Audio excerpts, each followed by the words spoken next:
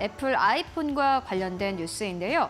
애플 아이폰 15의 판매가 최근 중국에서 부진하다라는 평가가 나오고 있습니다. 리서치 회사인 카운터포인트는요. 아이폰 15가 중국에서 14 시리즈보다도 부진한 흐름을 나타내고 있다라는 평가를 내놓았는데요. 17일간의 판매량을 트랙을 해봤더니 14보다 약 4.5% 이상 감소된 걸로 추정이 된다라는 의견을 내놓았습니다. 그리고 또 다른 투자사죠. 제프리즈 측에서도 비슷한 투자 의견을 간밤에 제시를 했는데요. 아이폰 15 같은 경우에는 두 자릿수의 이 비율 매출 감소가 전망된다라는 투자 의견을 함께 제시하기도 했습니다. 그렇다면 중국 내에서 이 핸드폰이 팔리지 않는 것일까요? 그렇지 않습니다. 오히려 스마트폰 판매량은 지난해보다 증가했다고 하는데 아이폰 15의 판매량이 줄어든 겁니다. 이에 대해서 많은 해석이 있습니다. 중국에서 애국 소비가 늘어나고 있기 때문에 애플의 아이폰 판매량이 줄어들고 있는 것이다라는 평가들 나오고 있는데요. 우리 시장에서 관련된 부품주들 흐름 함께 체크해 보시면 좋을 것 같습니다. 이어서 두 번째 뉴스 함께 만나보고 가시죠. 국세청 측에서 HDC 현산에 법인세 10억 원을 부과했다는 소식이 어제 나왔습니다. 최근 국세청은 HDC 현산에 대해서 세무조사를 진행한 바 있는데요. HDC 현산 측에서 계열사와 부당 거래를 통해서 세금을 피했다라는 의견을 냈습니다. 특히나 AIoT 사업체인 HDC 랩스와 거래를 했는데 대금을 비싸게 책정을 해서 세금을 피할 수 있었던 것이다라는 의견을 냈고요. 2017년에도 HDC 현산에 같은 경우에는 비슷한 사례로 세금을 추징된 이력이 있습니다. 오늘 시장에서 주가 흐름 함께 체크해 보시면 좋을 것 같습니다. 이어서 세 번째 뉴스 함께 만나보고 가시죠.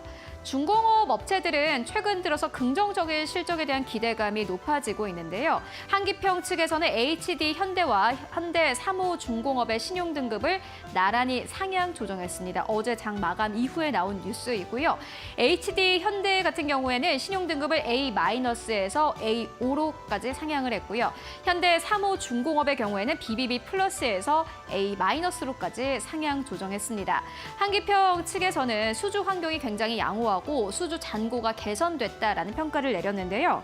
이 HD 현대중공업 같은 경우에는 올해 말에 이 수주 잔고가 약 290억 달러까지 증가할 것이다라는 전망 나오고 있고 현대 삼옥중공업 같은 경우에는 최근 들어서 169억 달러까지 수주 잔고가 늘어났다고 합니다. 기대감 커질 수밖에 없는 상황이고요. 성과도 지속적으로 인상되고 있기 때문에 역시나 이 또한 실적에는 긍정적인 포인트가 될 수밖에 없습니다. 실질적으로 양사는 지난해 말에 흑자로 전환된 바 있습니다. 함께 중공업 관련 이 실적 부분들 함께 체크해 보시면 좋을 것 같습니다. 이어서 마지막 뉴스 함께 만나보고 가도록 하겠습니다. 우리 시장 배터리 기업들에게는 꽤나 좋은 뉴스가 될 것 같은데요.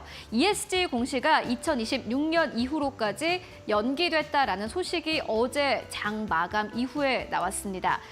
지금까지는 상장 기업 ESG 공시를 의무화하겠다라는 의견이 나왔는데 1년 이상 미뤄졌다고 합니다. 공시 기준과 개념이 명확하지 않았기 때문이라고 하는데요. 지금까지 ESG 공시와 관련해서는 온실가스 배출량, 그리고 온실가스 감축 계획, 그리고 기후 리스크 등 각종 비재무 정보까지 촘촘히 공시를 했어야 했었습니다. 다만 이 각종 데이터를 취합을 해야 하는데 기준과 인프라가 부족하기 때문에 의무적으로 공시하는 기간을 앞으로 연기를 하겠다라는 결정이 어제 나왔고요.